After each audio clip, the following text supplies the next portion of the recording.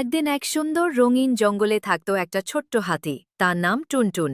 কিন্তু টুনটুন একটু দুঃখী ছিল, কারণ সে ছিল ধূসর রঙের। আর তার চারপাশের পাখি, প্রজাপতি, ফুল সবাই কত রঙিন।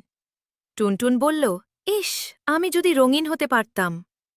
হঠাৎ করে আকাশে ঝিলমিল আলো, আর টুপ করে নামল এক জাদুর রঙের পাখি। বলল, টুনটুন, চোখ বন্ধ করো। 1, 2, 3। পুফ! টুনটুনের কান হল লাল, সুর হল নীল, পা হল সবুজ, আর লেজে ঝুলছে রামধনু। টুনটুন লাফাতে লাগল, ইয়াহু! আমি রঙিন, আমি রঙিন! সব পশুরা হাততালি দিল, বানর নাচল, খরগোশ হাসল, প্রজাপতি ঘুরতে লাগল।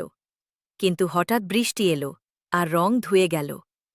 টুনটুন মন খারাপ করল, কিন্তু পাখিটা বলল, টুনটুন, আসল রং বাইরে না, আসল রং তোমার হাসি, দয়া আর বন্ধুত্বে।